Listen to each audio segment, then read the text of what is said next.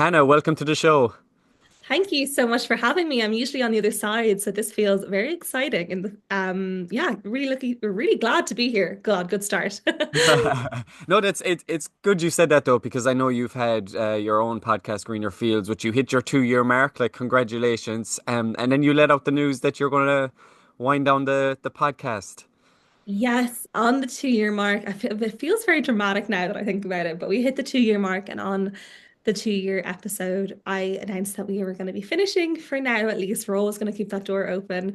But yeah, it's very bittersweet. It was the best thing I ever did. I got to chat to so many, like over 100 Irish people living at home and abroad.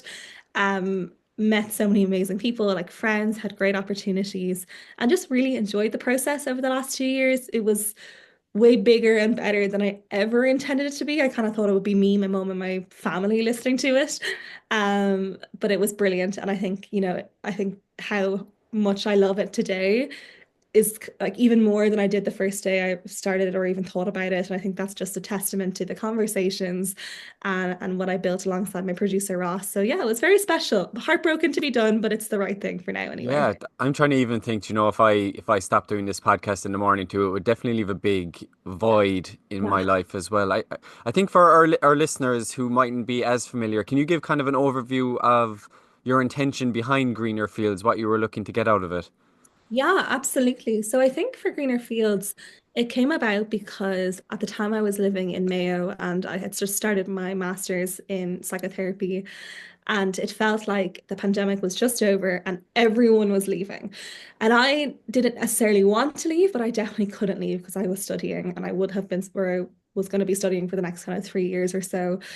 And I would look online and think, I have made some mistake here. What am I doing?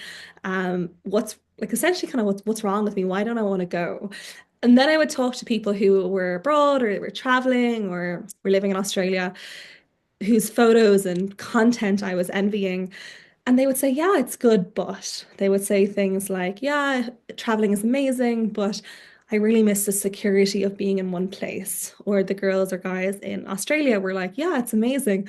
But if you're emigrating, you're also working and you have to pay taxes and buy toilet paper. And it's not like this more kind of like, yes, it's in a different location, but there is pros and cons to it as well. And I think what spurred me on to creating Greener Fields was this idea that there's a disconnect between what we're seeing and perceiving online versus people's lived experience.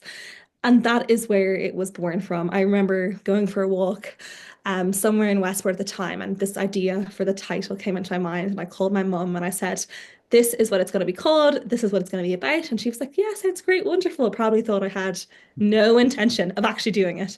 And yeah, over the kind of 2 years, I spoke with people at home, abroad, those who were thinking about emigrating, those who were thinking about coming home, about the reality behind the content and the social media, the difficulties when it comes to making friends, missing family. Like it's going to come into spring and summer now. We don't believe it, but it is in Ireland. And I can imagine if I was in Australia, though at the moment I'm so jealous waking up and seeing the girls running around Bondi with the tan and the sun. And I'm like, yeah, but in a couple months' time, I'm going to have a 99 ice cream on the pier in Dunleary. And I think that is going to be the height of joy and what that will mean.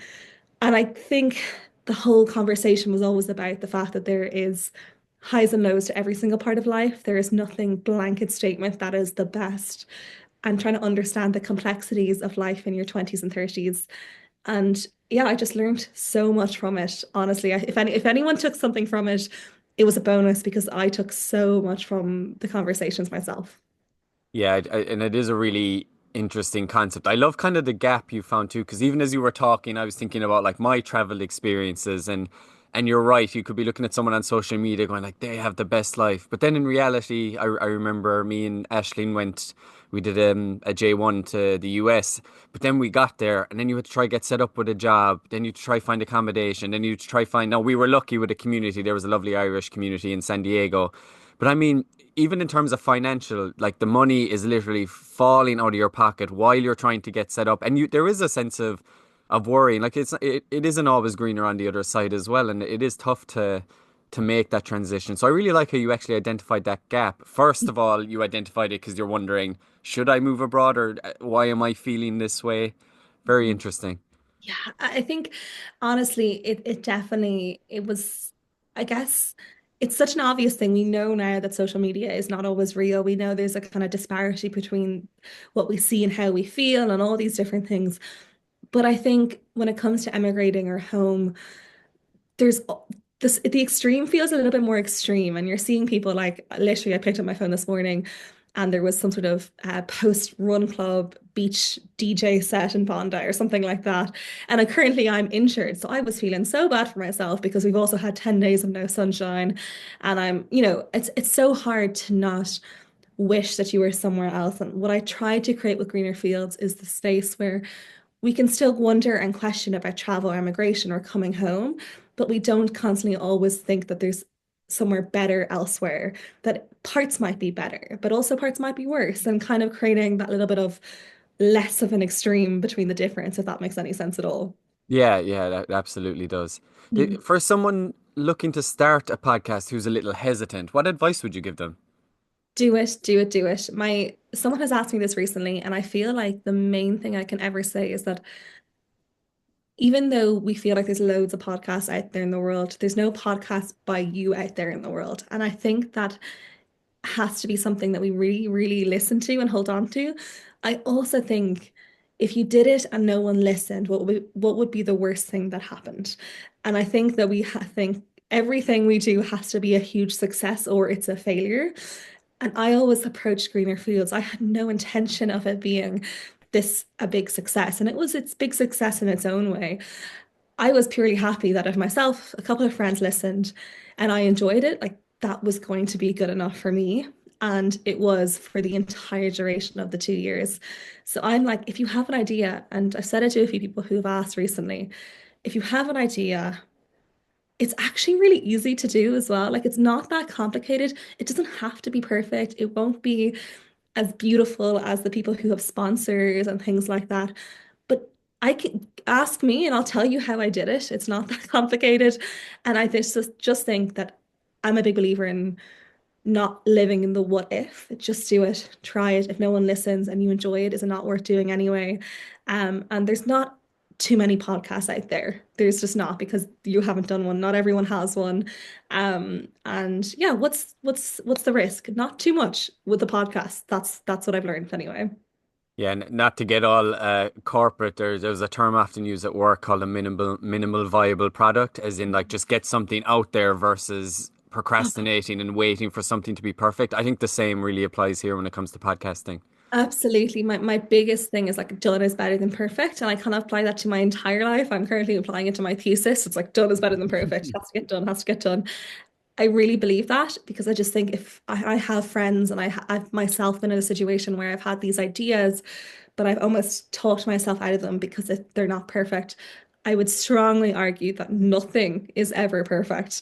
But done is much better than waiting for that perfect kind of podcast idea or concept. Yeah, that translates to everything, right? In terms if you're trying to build health habits as well, or you want to exercise more, like just actually taking action is often more important. Yeah, absolutely. I feel like it's easier said than done, of course, which is kind of the relationship with everything to do with health. It's like it is easier said than done, but I don't know. I try to very much live in the idea that like just try. I think maybe it helps when you get a little bit older. I'm 27 now. I feel like maybe So if you ask old, so me to, old. yeah, so old, so old.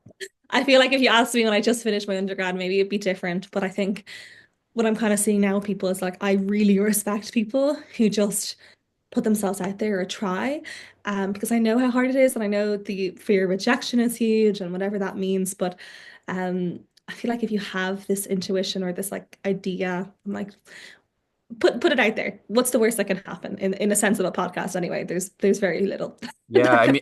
I mean, literally, the worst that can happen is that someone says, "I don't want to come on." And from my experience, I actually haven't had anyone say that at any No, time. So I think we build that fear up in our head a lot of the time. absolutely. And like and I said that to someone before. I was like, oh my God, no one ever who I've ever asked. Maybe one person has said they were going through a tough time or something like that. No, because we actually like talking about ourselves. Like we actually do. So when people find interest in our stories, it's like I think it's a very normal reaction to be like, oh my God, do you think that is interesting? Of course, I'm flattered. And that's what I found. I thought the people I would be reaching out to with loads of followers and things like that would have no interest in coming onto a relatively small podcast. And that never happened. That never happened. Yeah, I'm just shocked too how willing people are to one share their story, but the amount of kind of information or the amount of advice I've even gotten from people coming on the podcast, but they could be talking to me about maybe what I want to do next in terms of studying. I've talked to people about potential PhDs or how to make the podcast better, and people are very willing to give advice for the most part. Absolutely, 100%. I have had the same experience for sure. All right, I think it's a good time to segue into our very, very small niche topic of men's mental health. Mhm. Obviously being a bit facetious, can't pronounce, but we know that it's a huge topic today, right? There's a lot of maybe stigma around it, maybe a lot of misunderstanding around it, and I'd love to dive in to that with you as a trainee psychotherapist. And I think my first question might be just around why men are taught to maybe stay silent, even when they could be struggling the most. Mhm. Yeah, I think I'm gonna draw on a bit of the experience I've had so far to date in practice. So I've done, I guess, over 130 hours. We're only actually meant to do 120, but I don't want to stop just yet because yeah, I can't wait to work properly. And all the experience is great experience. And I think when you think about the traditional sense of like societal expectation of men, in the last, I mean, I'm going to say 27 years of my life, I feel like there's been a huge shift in society in general, mostly for the better. I would say almost all for the better. And I guess in the traditional sense, back in the day or back in my granny's day, it was, the men were the pillar of strength, and I say this like inverted commas, the pillar of strength in the family, and they were the breadwinner, and the mothers or the wives or the women would be the homemakers. That is not my experience of life. That is not my experience of, my family home. Both my parents have worked since I was, very, very young. It's not what I've seen. It's not what my normal is. And I think, but in the same sense, the fact that society is changing now, our relationship to what does it mean to be strong and what does it mean to be weak or what does it mean to be brave is changing, but I don't think it's catching up as fast. So the fact that now my intention is to work for the rest of my life, that I'm like really strong hold in that. But the idea that men are now on the offside are maybe still thinking that it's potentially not okay to not be okay or struggling with their mental health. I think it's going to catch up, but at the moment, I still feel like there is a little bit of that. And we see it in the stats. That was the conversation that I met you at when I was Elevate, that it is changing, but I think it's still catching up from 20, 30, 40, 50, 60 years ago. Um, and even though we have these conversations, what I would see in practice would be that just from my experience in different centers, that men would come in much, much later down the process of a struggle or of struggle. And that more likely than not, women come in when they're beginning to feel a little bit stressed or things like that, or they're at the beginning or middle of something. And often what I see is that the kind of more severe cases in therapy, it's the men coming in quite late on in their kind of therapeutic journey. And that's possibly down to the fact that they're trying to fix it themselves, they're trying to get things sorted, that they know how to take care of it, all these things. And it's kind of heartbreaking to me to think that they put all that pressure on themselves to fix themselves, to sort it out, to all these different things. And then it's like at the breaking point that they come in to ask for help. And again, I think that's going to be changing. I think it is changing. I also have male clients, have had male clients in the past who are coming in at the beginning, and it's super inspiring for me as a trainee to see them come in and be so vulnerable and so open. Like with all clients, it's the biggest privilege in the world. But I do think there's a little bit of a gap in that kind of help-seeking behavior. But I also do, on the other side, question when we talk about it, are we saying that? Are we kind of creating that ourselves, being like, oh yeah, men maybe are slower to seek help?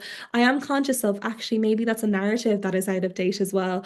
But just from what I would see in practice, it kind of is a little bit still true, if that makes sense. Yeah, I think there's an element of, we'll say, if you think of an ideal man or traditional, like there's an element of like stoicism or resilience, like you said, the breadwinner. You hear phrases like you need to man up. You know, I think all of these are underpinning that. You, I just there is a bit I want to explore around kind of like the unique challenges that men might actually face when it comes to mental health. Is there a possibility of a, I don't know, do I want to say a lack of self-awareness, but maybe an underreporting Mhm. aspect to it? Like, do men underreport Mhm. symptoms, maybe due to self-awareness, but possibly due to stigma as well? Yeah, and this is something, so the research I'm doing for my thesis is on this cohort called emerging adults, which is like a kind of a new enough term to describe like 18 to 29, or the age group kind of changes depending on what paper you read. Um, and I would say from my experience of working with men in that cohort, they are extremely self-aware in comparison to older men potentially because they're the TikTok generation. I had clients coming in wondering if they're anxiously attached, all these different things, the kind of lingo.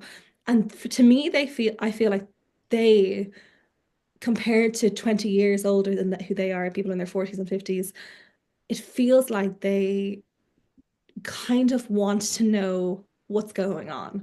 And I think there is a gap potentially, and I haven't really worked with too many kind of older men in in the therapeutic space. But I would see from client or from friends who are working that in supervision that a lot of the things they, whether we're trying to understand our mental health symptoms or the struggles or life, we're kind of like there's all this just feelings and it's all just stuff and it's life and there's ups and downs. And very often we try to not have too many downs and we push things down. And again, I think suppression might be kind of a big thing in topics. It's something I'm quite interested in at the moment. It's like how much times can we push our sad and inverted commas feelings down until they come up again and like transference of something that maybe happened in your childhood or as a teenager that only comes out in your 40s because you spent your entire life suppressing it. Mhm. And I think when it comes to there probably is a generation gap between men and their help-seeking behavior, which I think can only be positive.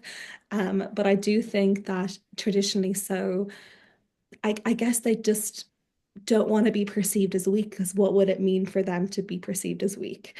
And that mean that they're not good enough or undesirable or not strong? And what would that mean fundamentally about them? And that's like, those are big, deep, meaningful questions that if you're maybe not in a safe place to go there or you're afraid of what might be there, you're like, why would I go there? Because why would you want to be in pain or be sad? But the thing about therapy or my experience as a client, but also as a therapist, is that we can walk that line with you in a way that's not so terrifying. And also from being a client and a therapist in different ways, that room when you're with a therapist, it's like you are not in a place where you're being judged. That's the intent, the kind of their entire goal is to make Yeah. create a There, space that's not you're judgmental. I'm not lying down on a couch and you're kind of, yeah, talking to that way. I saw a TikTok recently and I was like, I laugh a lot as a therapist, but also as a client at different times.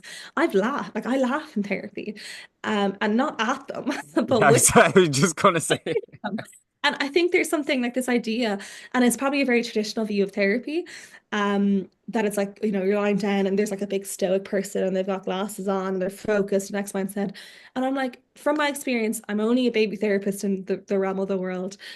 It's actually the most special place in the world. And I think what I'm seeing with the men I've worked with is that when they see that there is a spot for them in this room, that their masculinity isn't going to be questioned.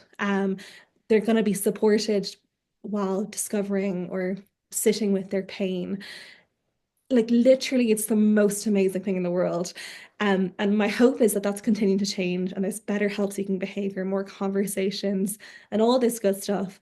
But again, even something like this being like, listen, it's actually so special what can happen in that room.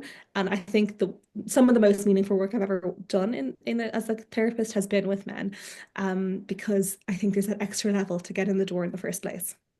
Yeah, how does that societal expectation of a man as a strong provider, how does that impact their mental well-being? I think from what I've seen so far is honestly, there's so much in relationships, and whether it's family relationships or with their partners and things like that, that this idea of not being okay somehow because of whatever we've learned. And again, there's no judgment when we say these things. It's like these are just learned things, but somehow not being okay or feeling deeply is equates not being like masculine or strong or good enough. And they're often really core, deep feelings or wounds, if you were to say things like that. Um, and this idea of like, oh, actually, like what, like again, what would it mean if I'm not okay? To myself is one thing, but to other people, and the relationships they have with people. And again, particularly, I'd be working with kind of the younger age group, this idea of feeling wanted, feeling desired, their relationships, again, we're all wearing masks out in the world, like unfortunately and unfortunately, depending. And these masks can be very protective. And again, we're not saying don't be a mask, be very vulnerable and authentic all the time. There's risk that comes with that as well. So there's a bit of self-protection that equals a mask. But I do find like the challenge or the difference between how we're presenting on the outside world versus how I see people in therapy. I think I feel a lot of empathy towards people because it's like, and I would put myself in that category as well. It's like we're just trying to figure things out. We're just dealing with things, and we feel the main thing I would take away from everything is that every single client I've ever had, as a client myself, we feel like we're the only people who know what it feels like to be ourselves. In the sense of we feel like we're the only ones who are struggling, that no one else could be as embarrassed as I am about X, Y, or Z, and no one else could feel as lonely as that person does. And I think that's the most connecting thing in the entire world is that we all think we're the only ones who feel the way we feel. And I just think when it comes to men and strength in the kind of traditional sense, there's an isolating feeling of mental health is isolating. We don't talk about it, we don't navigate it. So when you feel like you're the only one in the world who feels that way, why would you talk about it? Why would you tell people about it? Why would you want to tell people, especially if you want them to like you or feel good enough? It's much easier, it's much more protective to put a mask on and to be strong in the outside world. But I would just think of the inside world and how that would react to things like that. Which yeah, just makes me feel like I'd love a little bit more transparency on both ends, if that makes sense. Yeah, I love the mask analogy, and there might be men out there listening to this right now, and they might say, "Wait, like I'm very confused. I'm uh, been growing up kind of told what a man is, and now I'm being told a man has to express their feelings always or be vulnerable. I've started doing that, Hannah, and now I'm getting stung. People are telling me stop being soft, or you're oversharing, you're too emotional. Like, where is the balance?" Yeah, and again, I think only we can decide that for ourselves. And it is very hard because, again, like I said before we started recording, that I do think when we're talking about things, even if it's in person, like again, as when I tell people I'm a therapist, I often get their whole life story, which I love. It's one of my favorite parts about being a therapist. People feel safe, hopefully, in my company. But I do always find that kind of oversharing piece when it comes to mental health really, really interesting because I would question the intention behind it. So often times in the past when I've overshared or people have overshared, is it because they want to be heard or be seen or they're desperate to get it out there? Or is it, do they want empathy or connection or they're just over it? But I also think when we're oversharing, we have to be super careful on who we're oversharing with because um, do they deserve to hold that space for you? Can they hold that space for you? Again, now my friends are asking me when they're telling me things, they're like, can you hold this right now? Because I would have maybe dealt with something in work that was really hard. And like when I come home on a Monday, my family know to leave me alone for the evening because I've held space for people as a job, but I need to hold space for myself. And when we're oversharing or things like that, I'm so conscious of making sure that's with. And if it's the thing is, if it's online, you can't control that. So it kind of gives me the heebie-jeebies. But when it comes back to masculinity, dancing that fine line between never sharing, you're told to grow up one way and now you're this way. My kind of gut instinct to that question is you've got to navigate that yourself. But I also think that you don't have to navigate it alone. Um, what are you comfortable with sharing? Who are you comfortable sharing things with? It doesn't have to be the entire world. Again, I don't know how safe that would be, but are there safe people? Have you got a safe person? If you don't, you can get a safe person. If you can access therapy, that's a safe person. If it's trying to build relationships so that you can create more safe people, you can work on that. Again, not always easy, but I just feel like you've got to navigate that yourself with how much of a mask you're willing to take off, but you don't have to navigate that alone. So yeah, it's you need to look for a support network is really important. So I wouldn't say if I met you for the first time tomorrow, I wouldn't exactly go out and give you all of my deepest, darkest secrets or the most emotional thing on in my life right now. You know, naturally you wouldn't. So maybe it's the same in terms of life, like determining who the people you are that you can go to and who you feel safe with. And it obviously a therapist can be one of those people as well. Yeah, and I think that's what I see, and I find as soon as people, even when I did 50 hours as part of my placement, sorry, as part of my degree, and like I had never been to therapy before I decided to become a therapist, so it's kind of a bit of a risk, and it was the best thing I ever did because I would have fallen into the category of there's nothing wrong with me. Like me, a therapist would have said that in the past, and again to break down that stigma that there's nothing wrong with firstly anyone, as in no one's broken. Everyone wants to be fixed when they come into therapy. And my first thing is like, I can't fix you because you're not fundamentally broken. But like the sense of there if you've lived a life in any sense of the way, there are things that have happened that you maybe haven't dealt with or you could be better supported in. And I think for some people, it's kind of incredible how when you close that door, even within the first couple of sessions, they say things that they've never said. And it's like the most wonderful experience because it is safe and it's our entire jobs is to create a place where you feel safe and you know that what you're saying in here is kept in here and kept in the utmost like safety and perseverance. We're just trying to keep everything to like with you in that moment. And it's just so special. As you can tell, I love being a therapist. It is just the best thing in the world, that is for sure. Oozing out of you for sure. What if there's people out there now going, yeah, I mean, yeah, I always hear about therapy. I have an idea. Maybe they are picturing lying down on the couch, the person with the glasses going, your hour's up now. We're going to charge you double. If that's someone's perception, like, can you explain what therapy actually is? Yeah, I mean, and again, I think it's really important that I can only ever talk about from my perspective and also my perspective as a trainee. And so for me, I would have seen a couple different therapists while I was completing my 50 hours because I moved home from Mayo and I wanted to try different things.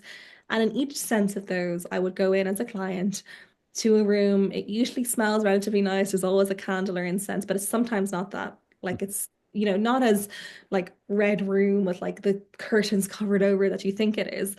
And often as a client, you'd be asked questions and things like that.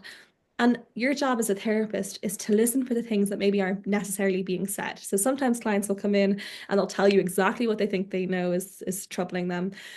But often it's how their body reacts. So sometimes people will get a little bit more stiff in the chair or they'll be nervous. And we're trying to read what maybe is not necessarily being said. But again, it's not, though we're dealing often with heavy topics of relationships, anxiety, depression, honestly, everything. I can't even, I'd be naming them forever. We don't, or I anyway, as a trainee therapist, don't forget the human part of it and the person part of it. So no matter what they've been through or what they're going through, I also recognize that this is a person who also laughs and goes to Tesco to do their food shop or these things like that. And I feel like my expectation before I started being a therapist that I'd have to be really serious and I have to be very conscious of how I sit in the chair with a client. The more comfortable I get with it, the more hours I do, the more I recognize that it's a relationship like anything else. And yes, it is the biggest privilege in the world hearing people talk about things that really matter to them, things that may have never said to other people. But it is also fun and lighthearted at times and creative. And we think about things. Sometimes I've had clients play music that they really love, and you get to see parts of people that other people don't get to see. And the intention is that if we can create a space where they feel heard and seen in this room, that it helps the rest of their life in a different way.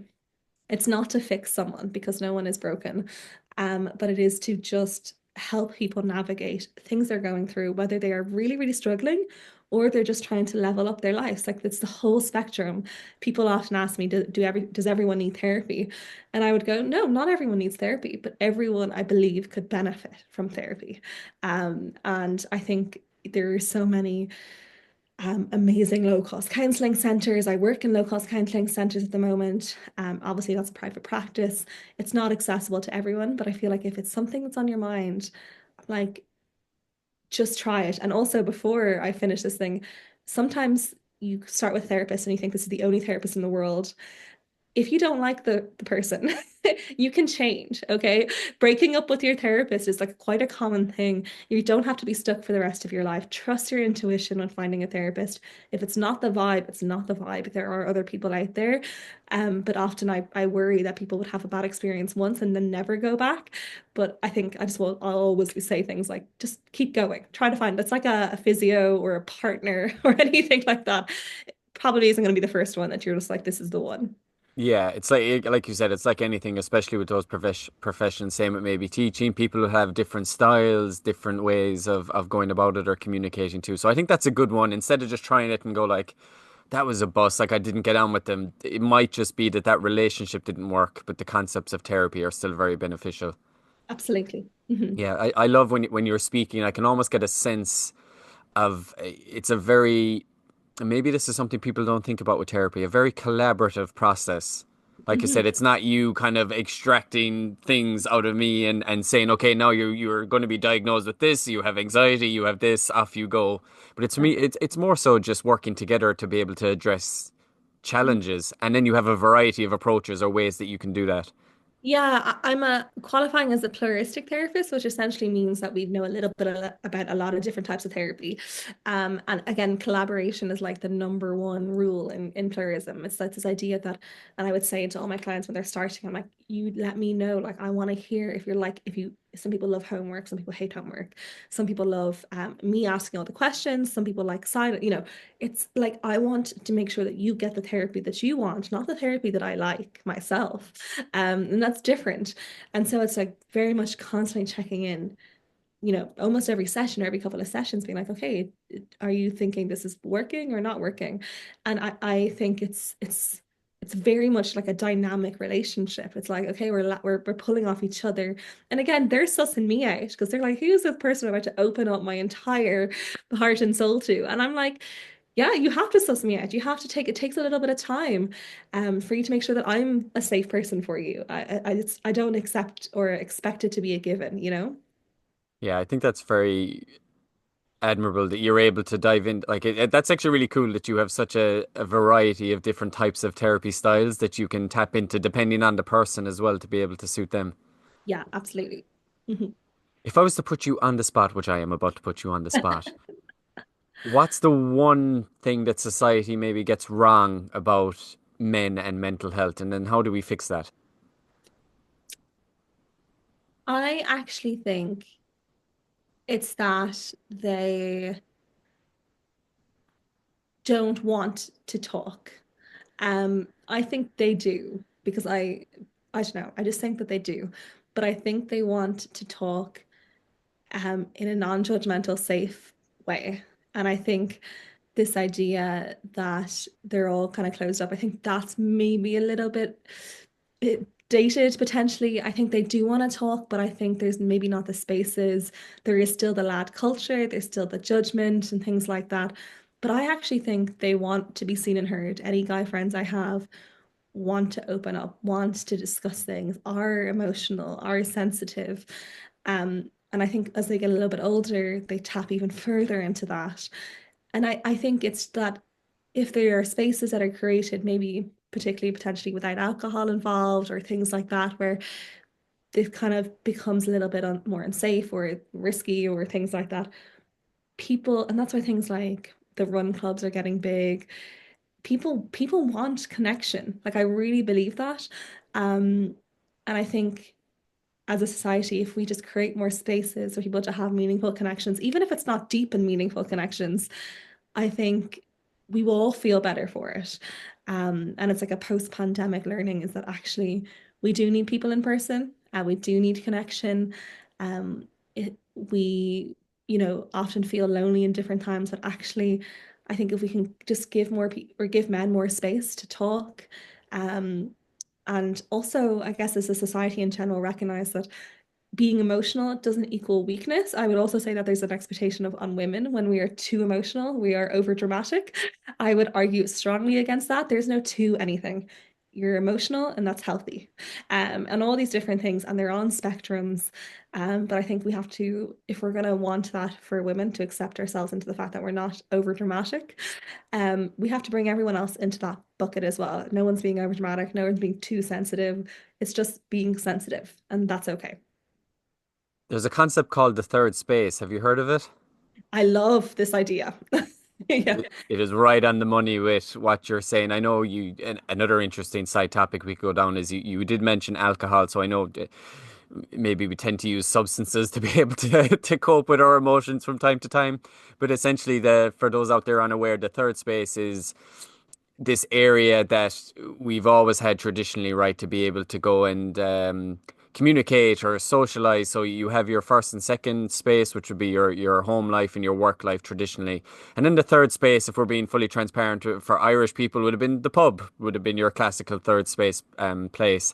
But you mentioned running clubs, coffee shops are popping up everywhere. Like there is this desire for connection, even outside of the home and outside of the work. And I think that's why these are becoming so popularized, along with perhaps the increased education around like the negative effects alcohol can be having on you, as well as making these other types of avenues even more popular.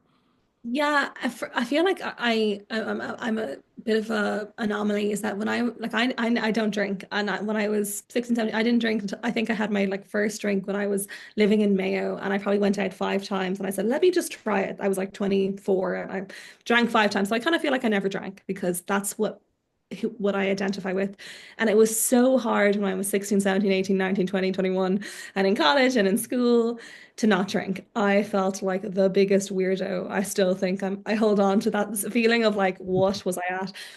Because it was so normalized that it was just to be social, to be fun, to be cool, you went out. And I remember being in college in Waterford, and like I would drive down to the city and I would drive back before midnight and I would come home to McCambridge's brown bread and butter. And like that is how I navigated that, is I still went out, but I came home. At 27 now, I feel like it has never been easier to not drink. So many of my friends barely drink, rarely drink. No one goes out in that way. If people are asking me to see them, we're going for hikes, we're going for sea swims, we're going for a coffee and a walk. And I can't tell you how happy it makes me as someone who had to navigate being an 18-year-old in Ireland almost 10 years ago. It was so different. And I think it's only going to get bigger. And I honestly think when I talked to people in Australia and they were telling me how great the lifestyle was in Australia, and it was the ice baths at 5 a.m. and it was the coffee, Yeah. that's the lifestyle is coming here because people are coming home. We're seeing it online. People want the sense of health and vitality, and it was always really important to me. And it's so, so good to see it's important to so many people. I know with you and your friends and th people that we've met at that weekend at Elevate have businesses and wellness and well-being, have coffee, like you're seeing friends for coffee, I'm seeing friends for coffee. Everyone wants to go for an ice bath and a sauna, like it's the thing.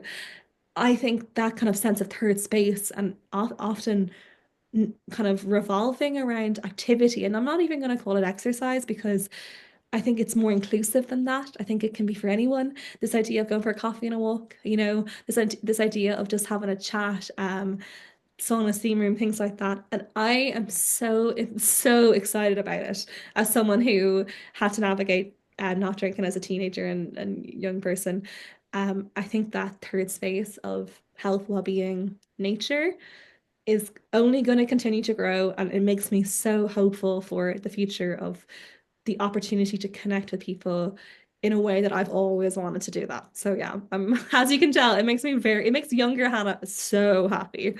And it probably has a knock-on effect too, right, in terms of mental health and awareness. If I'm someone who's maybe grown up 30 years ago, we'll say I'm struggling with my emotions. The main avenue is probably the bar, is probably alcohol or other substances. Not saying that is gone now, that is most definitely not gone.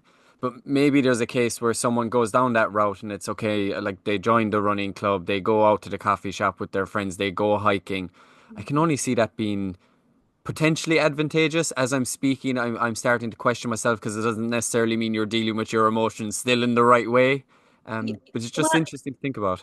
yeah, and I think what we don't really often talk about is like the fact that substances are depressors. They suppress the God, I'm not super scientific, but they suppress the kind of happy endorphins in our body. At the start they spike them and then they suppress them, and that's why everyone feels like rubbish after going out and all these different things.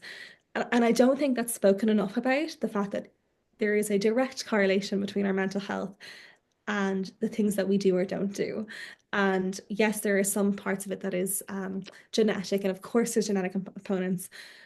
But and again, that kind of underworld of substances in Ireland, we don't speak about it there. And what we're seeing in practice is that addiction is huge, and transfer of addiction starts from alcohol, goes to drugs and things like that.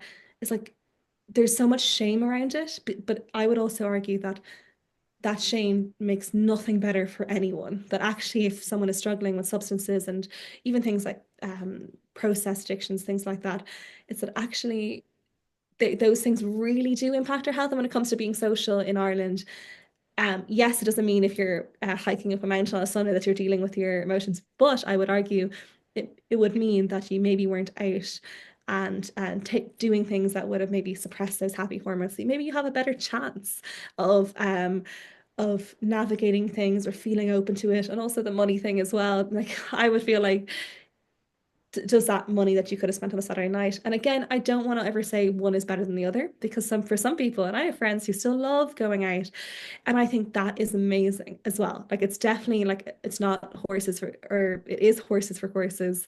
But I just know for myself that I feel so much better when I do things that take care of my mental health. And it's not a one thing is the answer to everything type thing. I feel like it's a whole encompassing lifestyle. In saying that, there are days when I still feel like absolute shite. So I still haven't nailed it, but I actually don't think that's the goal. The goal is to being able to navigate the stuffness, the things, the everything of it all, when it's absolutely shit and when it's okay.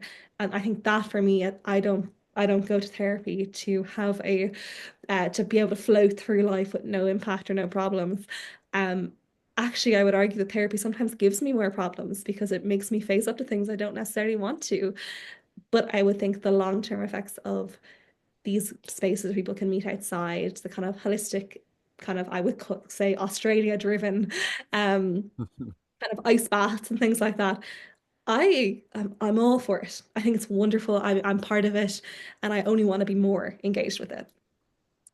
How would you, in your therapy practice, if someone came to you just hypothetically and said, they're kind of explaining their situation or their kind of emotional state to you, and then it turns out that substance abuse they perceive is like their only outlet, right? It's the only bit of happiness that I have left, like, and they associate it, we'll say, with a positive thing. Mhm. Whereas in reality, it could be, like you said, it could be causing a dopamine spike followed by an extreme dip, which could actually be making them suffer or make it feel worse for them in the long run. How would you approach that?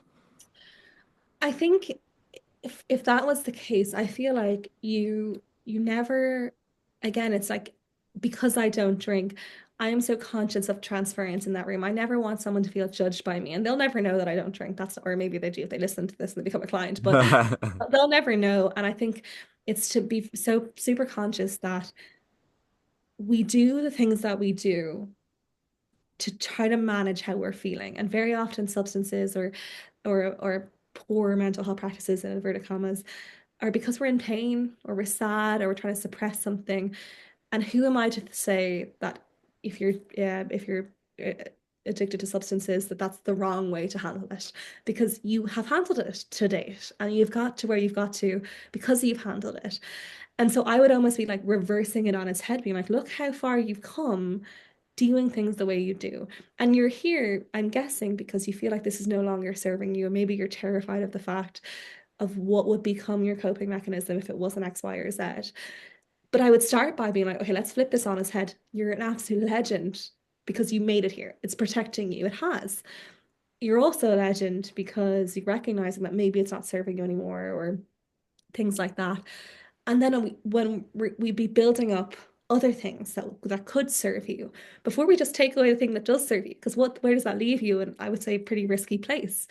So again, it's trying to come up to things like this in therapy with like no judgment, but also recognizing that for someone to get into that door in the first place, they would have had to live their entire life handling things the way they think has protected them.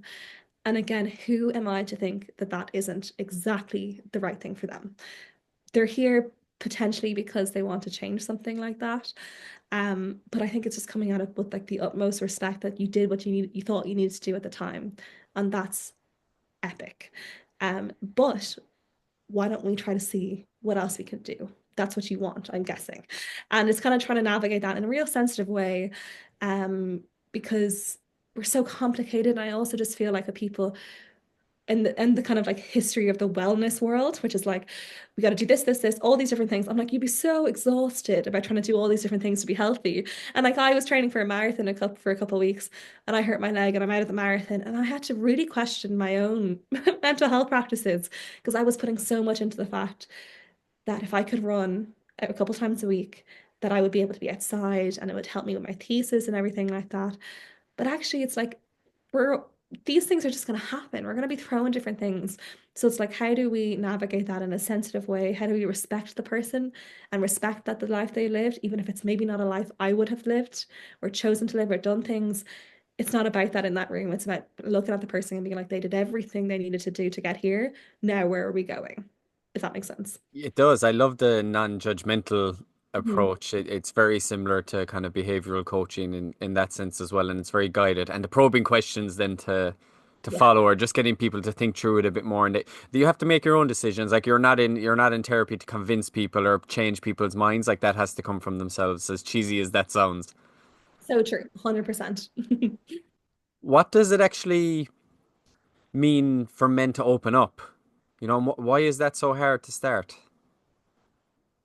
I think from what I see, I honestly think, I actually think it would be the same for it, whatever it was everyone to open up, is that we don't like to feel sad or we don't like to feel pain or hurt. Obviously, I feel like it's one of those things where it's like when I say that out loud, I'm like, no shit, Hannah. Um, we don't want to feel sad, we don't want to feel pain, we don't want to feel hurt. Again, because we're not sure we can handle it or we're not sure we want to handle it. And wouldn't it just be easier to suppress it and push it down or drink it away or X, Y, and Z or ignore it? And I think maybe men have in society have been told to push it down slightly more and we're allowed to express things a little bit more. And maybe there's just more there. And I have seen in practice. And I do think that with clients I've worked with in the past, that they've really needed men and women, they've really needed to be held when they're going through these places that are really, really hurtful or painful. And they're scared of what that would mean. Also, they're scared of going too dark. They're afraid of their own sadness. That's a really sad sentence, but they're afraid of their own sadness and what that would mean. And if that would and sometimes some of these people have been very, very sad before or have had suicide ideation or suicide attempts and things like that. And what would it mean to go back there terrifies them. And I think for men especially, it's like maybe that's a little bit more exacerbated. And it's like, actually, you don't have to go there on your own. Um, and what it would mean for them to open up would mean that they would maybe not have to suppress so much and the energy used to push things down. I can imagine it's just exhausting. Like I push things down as well, it's exhausting. But actually you can go there, maybe not all at once, maybe not in 20 minutes, but you can tip in and tip out of that hurt, the pain, the sadness in a safe way, maybe not on your own. And that doesn't mean you are fundamentally broken because you have all these things that you're hiding down. It kind of makes you human. And maybe men have been told to be less human or expected to be less human. Um, Luckily, when I see it in practice, we recognize the humanity in emotions. And it's just when we know that to cry and to laugh and to feel, it's like that means you're alive. Like that idea, like when your heart's beating out of your chest, it's like that is life. And I think maybe we've pushed down the sense of humanity for too long. And that's maybe why they don't come to therapy or they don't talk very often. But when they're there, I see so much humanity. I see so much emotion, not all the time, but sometimes. And I just think it's just so wonderful, really. Like it's hard, but really, really wonderful at the same time. The emotional suppression fascinates me. And a part of me is thinking, are we under practiced? And I'm basing my whole thesis here just on anecdotals, my experience, right? If you look at maybe a more trivial emotion like boredom, I Mhm, haven't mhm. been bored since secondary school, and I haven't been bored mostly like to get in towards like social media or phones or technology. You get up and walk to the bathroom, you're probably walking like this, like scrolling. There's no kind of time to sit. Like I remember being young and I'd be saying, "Mom, I'm bored," and they'd be like, "Just you have to go entertain yourself. You have toys on, or you can do this here. Get a drawing, do something." Whereas now I don't think we have that gap. We don't have that time to sit, and maybe that extends to other emotions too. Like I'm sad, I'm gonna play video games, or I'm gonna watch Netflix, or I'm gonna eat, or I'm gonna do this. Do you think that's affecting kind of like our whole way of being able to process emotions, that we haven't had this practice with the more you'd associate them as negative, right? But I think we probably want to normalize all emotions are normal and you should feel them all. We're human. Mhm. What are your opinions on that? Oh, 100%. I feel like, again, we this idea of one of my biggest peeves in the world is when people are walking around the streets on their phones. And I do it sometimes as well. It's no judgment or whatever. But I feel like it is become so normal to have our heads down in our phones. And I just think that again, we aren't allowed to be bored. Again, with social media, like all these games on our phones or like Xbox or whatever, like the reason they're popular is because they spike this dopamine and endorphins, and if we win and then we get something, or if someone likes us on Tinder and the beep hits us and all these different things, like we're there, these are created to be addictive and for to make us feel better about ourselves. And I 100% believe that there's a potential correlation between all this rise in content and social media and games and things with our lack of maybe or less of a lack of capacity to just sit with the lower things. And also we're comparing ourselves to the lives of people online. So we're thinking, okay, well, I have to portray this. And we would, you see it online. And I've also been part of it as well. It's like you have to get the picture up first. And then we spend hours taking a photo of something. And then we're not even talking and we're not even laughing. Like it just drives me mad. And we're all part of it. It's the world we live in. But I definitely think because we are constantly being stimulated by our phones and by sounds and by colors. And again, I can talk about like a hot water bottle. And my phone is going to hear that. It's on the desk over there. And I'm going to get loads of pictures of hot water bottles as soon as I open TikTok. And we don't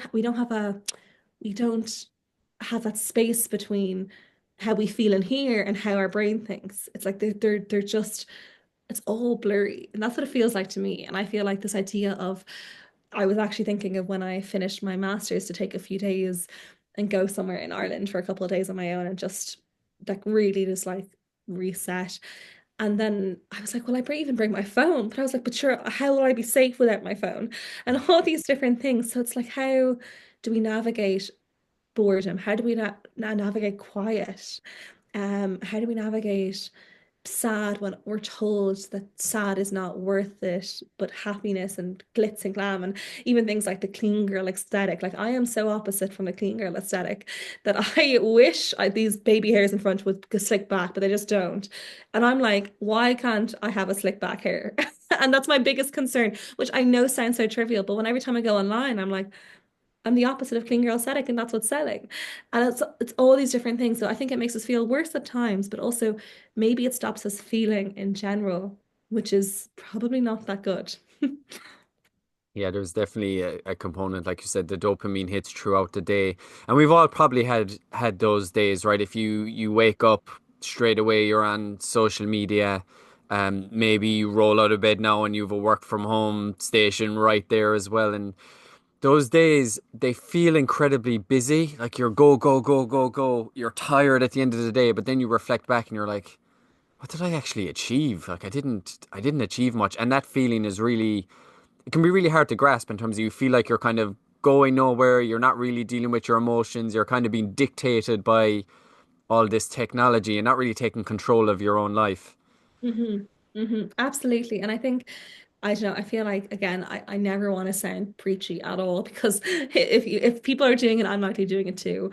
And I'm likely trying to navigate that as well. And things like I want to read 25 books in 2025. I've read two. It's almost the end of February and all these different things. And I think our attention span is lessening, but I do also feel like what is the cure for that? I would think it's in-person connection. I would think it's nature.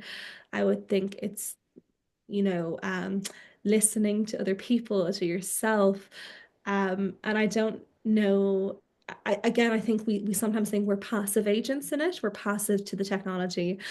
And if anything that's going on in the world has reminded me is that actually we have got agency in this, and actually we can just put our phone down and things like having like I can only go on TikTok a certain amount of time, and I have to be really conscious that I can't just scroll because I want to put up a picture or a video for therapy and all these different things. Like I have to be more conscious. And if I'm on social media, let's engage. Like let's like people's posts. Let's get involved. Let's not just ignore it.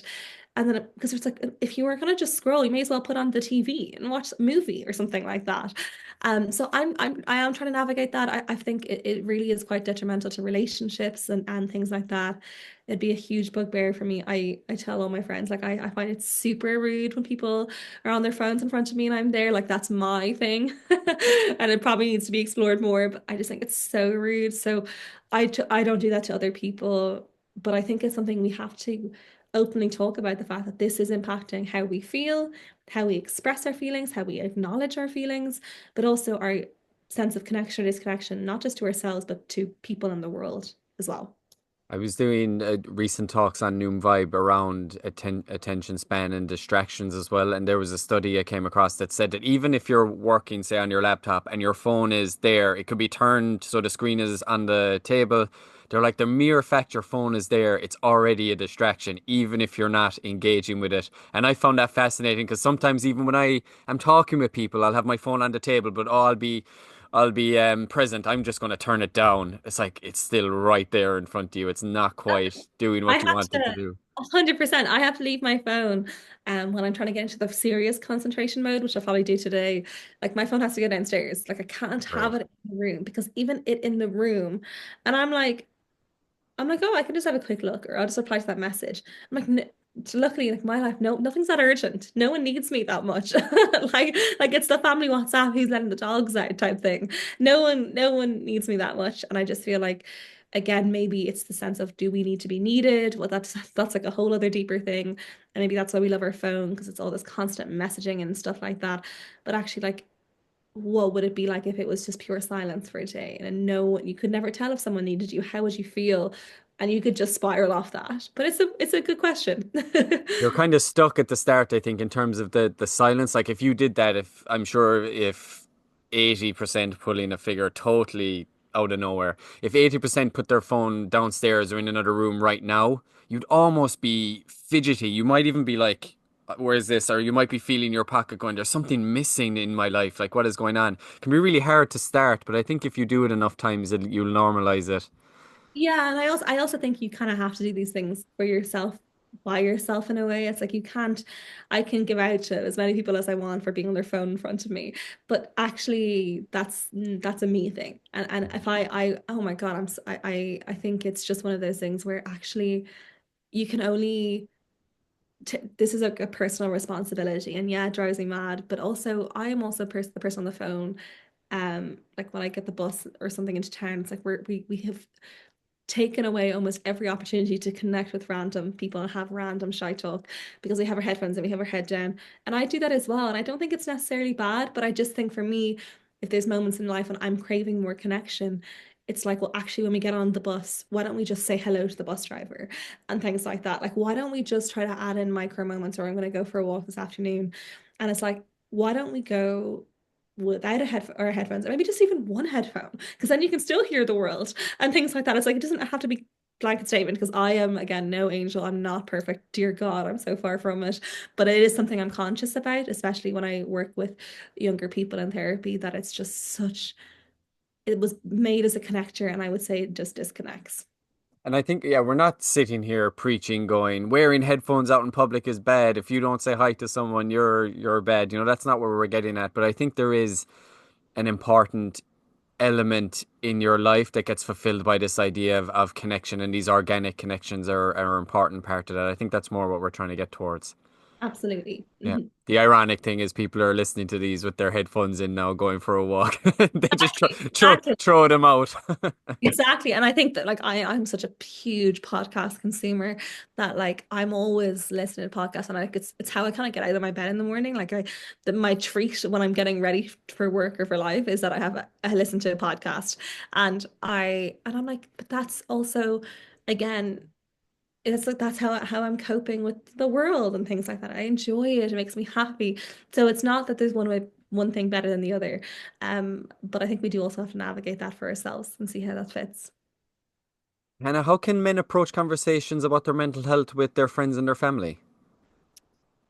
I think you'd be surprised by how many people want to talk to you about things that matter to you, especially the people who are important to you, whether it's friends or family. I would caveat, you kind of know in your intuition, you might know about or who you feel safe around or who you feel comfortable around. But I think we're surprised by how many people want to go slightly deeper than, oh, the weather is weathering. I think people care more about you than maybe you think. And by discussing how we're feeling, um, in a kind of safe, conscious way, are we not also giving someone else that gift of, okay, this person really trusts me? How wonderful is that? And again, I think like when people tell me their parts of their stories, I like pinch myself because I'm like, oh, you feel like I'm trustworthy here. How epic is that?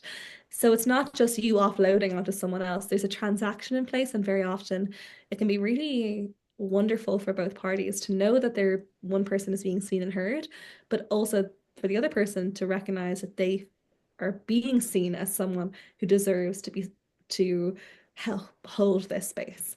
And yeah, I just think it's one of those things where um yeah, trust that you have more of an interesting story than you think, and that people actually do care about you, and they probably will want to know how you're doing and really doing.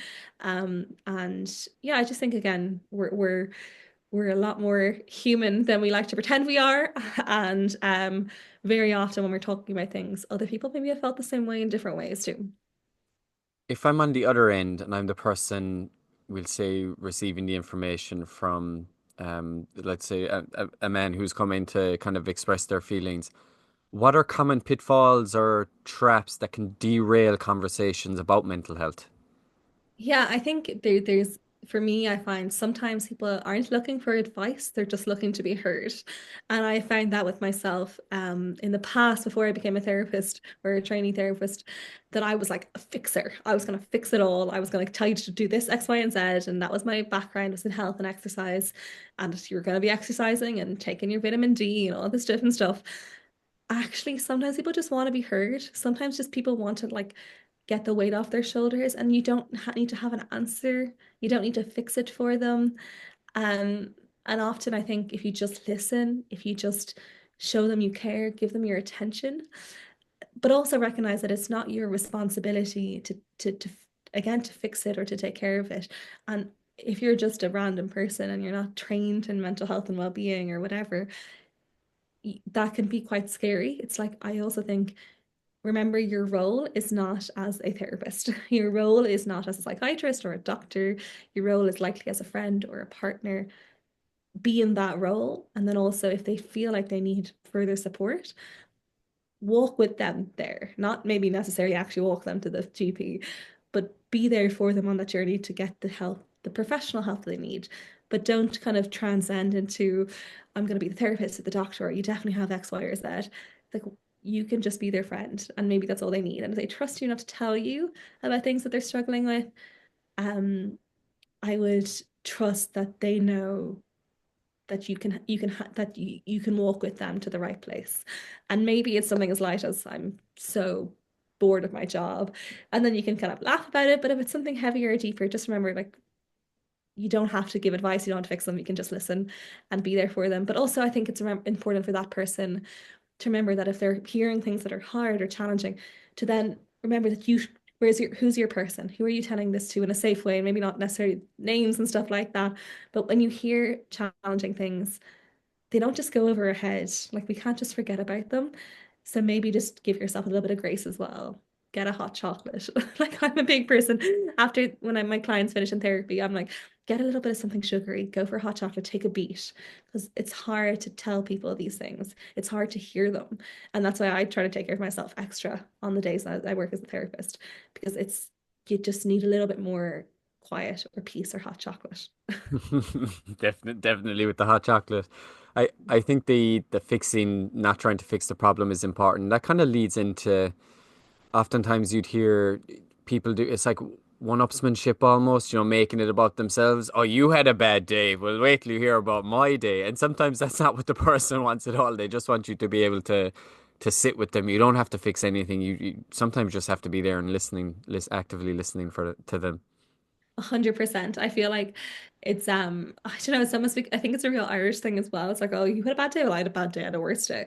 And we keep like comparing, and I've made a real conscious effort the last little while is that, and I still kind of get it in group chats and like, oh, like this is why I'm not coming somewhere, or this is why I'm not doing this because of X, Y, and Z. I'm like, you don't have to explain yourself. Like you actually don't. You can just say no. You can just not come. All these different things. I feel like we always try to justify our bad moods or our busyness. It's like, actually, I recognize that you're human doing human things. It's tough. That's okay. You don't have to feel like you have to like make it up to me or things like that. I just think that if we can just have a little bit more space, being like, yeah, it's January, February, or March, whatever this comes out in Ireland. It's a tough couple of months. We haven't had sunshine for 10 days, but I can see it outside the sun, outside the window there. You know, but especially the next, like last few weeks and the next few weeks, like a little bit more grace, a little bit more understanding for ourselves, for other people. Because yeah, I just think that like it's such a funny thing, but we are always trying to like one up each other. It's like I actually don't need to hear about all the different things that the reasons. Actually, it's probably just life. And yeah, I don't know. I just feel like that's something that always comes up. What, why do we love misery as Irish people? It's always, oh, the weather is terrible outside, or even I worked in a bookshop and it'd be a beautiful day and people would come in and go, "'Tis way too hot, 'tis way too hot." Yeah. I know it's honestly, and it's funny because when everyone was sharing that post about the fact that there was no sun for 10 days, I was like, actually, like firstly, I was like, I actually don't know if I believe this because I'm quite a skeptic of things I see online. I'm like, yeah, it's been real gray, but I just feel like this is like some sort of scaremongering tactic. Like I was a bit skeptical. I was like, this is a load of shite. And then I was like beginning to feel weird about the fact that I hadn't seen the sun in 10 days. And I was like, in my head, I was like, I need to get outside. But then I was like, why? This is not an extra thing I needed in my life. I was like, I was like, I do not need to be worried about the lack of sunshine. But then I became worried about the lack of sunshine. And I just feel like we kind of do love it. I kind of love it about us. It's like the tomato bridge and Drumcondra. Like we love a bandwagon. We love things like that. And I actually think you kind of have to find a bit of joy in that. I certainly do. But I also think it's like you can pick or choose everything you get involved with because this kind of potentially mass like hysteria, maybe is a strong word, but it's like um I don't know. I honestly think that we use it as a coping mechanism and it's quite funny most of the time. Yeah, we definitely lean into humor on top of it as well, don't we? We're so funny. We actually are. Like I'll never forget the jump contra tomato bridge on TikTok because it honestly the joy it gave me was just astounding. It was like January and I was like, this is the best thing ever. Just random tomatoes on this bridge in Drumcondra and people throwing more tomatoes on it. It made me so, so happy. It was absolutely hilarious. Not that long ago. No, no. And even things like my sister and I have started yoga, and there's this a very funny TikTok of someone pretending about the chaturanga part of yoga. And I still, like, I'm putting that vi TikTok video into my mental health toolbox because every time I think about it, the like tears start to form of joy because it's so funny. And I just think, there's also part to life that isn't so serious. And I think we take a lot of things super seriously. I take things very seriously. It's probably part of my personality, but actually there's a lot of things that are not that serious and we can just enjoy it and we can laugh about it. And maybe leaning a little bit more into that is supportive as well. I'm trying to do a bit more of that anyway. Yeah, I think that's healthy. For sure. For Hannah, sure. for men who want to start working on their mental health, what are the first steps that they should take? Um, I think it'll depend case by case. I think for some people, they may be at a stage where they're like, I just need to talk to someone professional, and I would seek professional help, whether that's through a low-cost counseling center or through accredited therapist in private practice. I also think even just recognizing that to feel bad to a certain extent, again, I always caveat things, but to feel bad is to feel like it's part of feeling human. And to feel very sad and very bad is a different thing. And that is something that we don't, you know, I would get support with that. But that life is up and down, that humanness is up and down, that you'd be surprised by every single person when they all think that they're there's something in them that's worse or so embarrassed. We all think that about ourselves. Like I'm pretty sure we all do. I certainly do. I feel that with my clients that we are like the one person, the caveat that is particularly weird or particularly broken or X, Y, and Z. I have not met one person who also doesn't think that about themselves. So allow yourself to be like, okay, there's a part of me that's human. Wonderful. Let's go. Recognize that times are changing when it comes to conversations. Find people who are safe and are specialty that can hold that. If you don't have them, there's other people out there who can do that. But also I would just say like join the club. Like we're all here having these conversations. We're all trying to figure this out. It's a crazy world out there. It is hard to navigate. If you really got into it, you'd feel very sad very fast. But I think it's one of those things where it's like actually, you know, for the majority of people, just knowing that they're not perfect, they never will be. They're not broken, but they don't need to be fixed. All these different things. And I would obviously say seek support if you feel like you need support. You don't need to be there's some people will be like, oh, but there's nothing wrong with me. I don't have to come to therapy. That is not the case anymore. You don't have to have something wrong with you. What does that even mean in that sense to come to therapy or to ask for help? Even to get coaches or things like that. It's like you can just be someone trying to navigate life and you're welcome in the therapy door. Anyway, in my future therapy door. But also, yeah, I just think, yeah, just know that we're all in that same boat. If you think we're not, I can tell you we are all there with you trying to navigate whatever the heck is going on in life. If someone is concerned about a male friend or a family member, what's the best way to bring up the topic of mental health without alienating them? I think this is really hard. I think again when people are worried about people, it puts everyone kind of in a quite a vulnerable position. But I think when you ask your intention of why you are bringing this up with someone, and if your intention is because I'm worried about them, I'm genuine, you want them to be okay. I believe you have to trust that intention and that intuition, that if you feel like something's off, you just know I just would trust your intuition and I would trust your intention behind it. So if it's not to make this person feel worse about themselves or to add extra stress into their life, but it's because you want them to be okay and you want to check in. And I would just have a conversation. Again, not every single conversation is going to be good. This is the problem as well. It's like this might be the worst thing in the world. But I think if you're a family member or a friend who is worried, a conversation is probably better than no conversation in the majority of cases, not in every case. Um, and if you need to look up different places of where like the helplines or things like that, I just feel like when we're really struggling or when people are really struggling, it's when they feel most alone. And for you to say a quick word or quick text or show someone you care, it might be enough for that person to be like, okay, I'm actually not on my own here. It might be enough. But again, mental health is so complicated. It can be very scary. It can be very dark.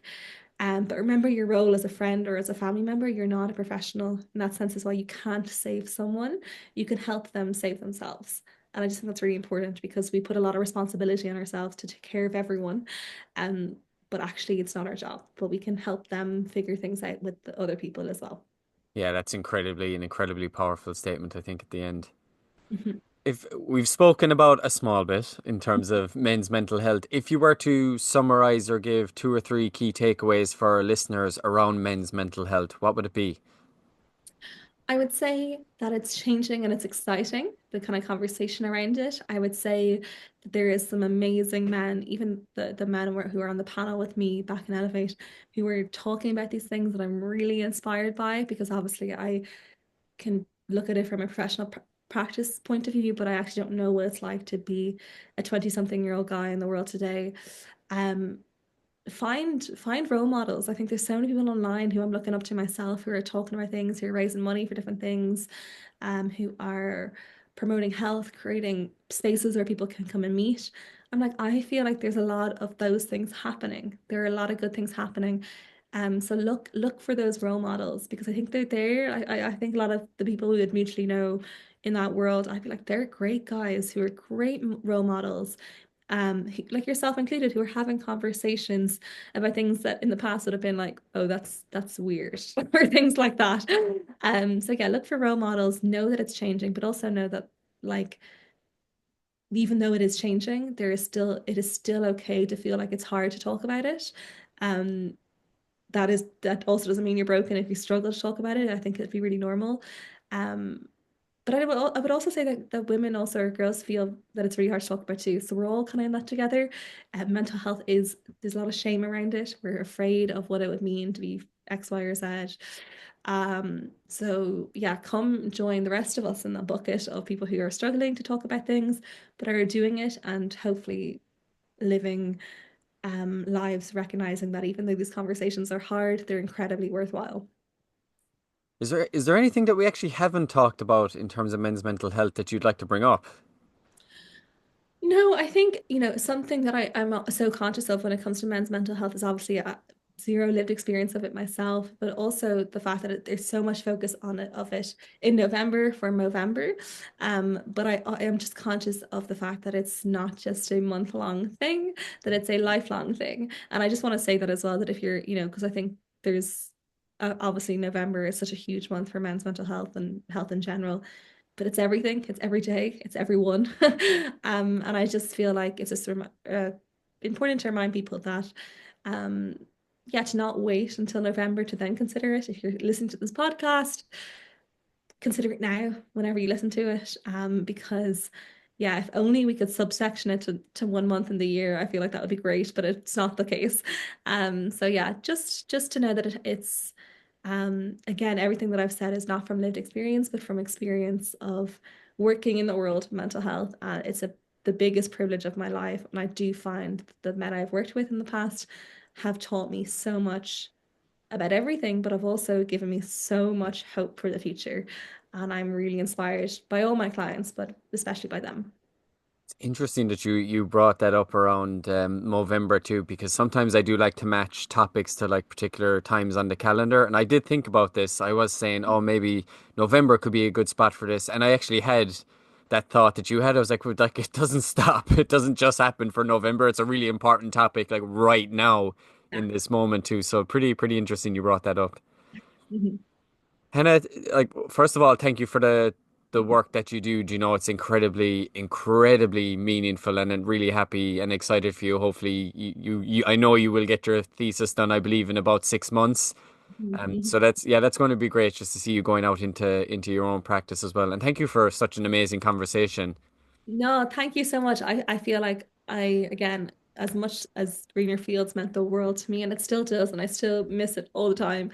This is what I hope to do for the rest of my life is talk about mental health, talk about being a therapist, talk about difficult conversations, what I'm seeing. Like that is where I feel most happy and alive because I think it's just what I've always wanted to do. It's what I've always meant. It's what I've been, I guess it's kind of feels like it's been like the dream is so close to becoming true.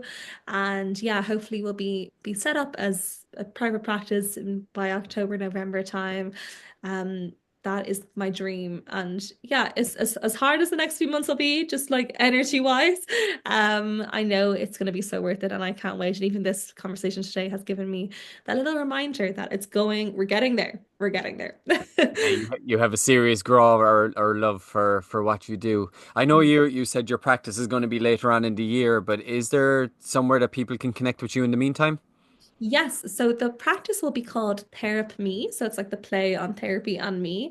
And the Instagram and the TikTok is both set up now. And at the moment, what I'm doing is um I guess I'm talking about becoming a therapist in Ireland. So TikTok more actively so. And I guess vlogging my day in the life as a therapist in placement, and I'm talking about finding therapy and different topics and stuff like that. And I'm kind of I want to start to build the beginning of a platform so that when I'm ready to go in October and November, there's a catalog of information there. So I'm trying to navigate that. I think it's hard. Unlike Greener Fields, the content was so natural because there was an episode every week and you just had to post 3 or 4 times. This takes this is harder. So I am trying to navigate what my content looks like, what my posts look like. Again, Greener Fields was much more about the conversation I was having. It was never really about me. And so now I've had to come in and be like, okay, so this is me, this is my face, this is my voice. We're all navigating that. And so yeah, it's I'm on a bit of a journey to try to find my voice online as Hannah and then as a therapist. And it's all under therapy, or it's Hannah underscore therapy on TikTok and this therapy on Instagram.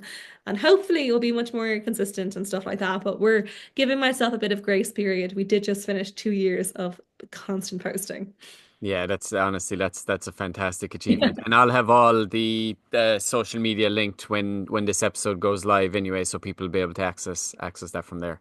Wonderful. Thank you so much for having me. Yeah, thank you so much for jumping on, Hannah. Absolute pleasure. Thank you. Thank you.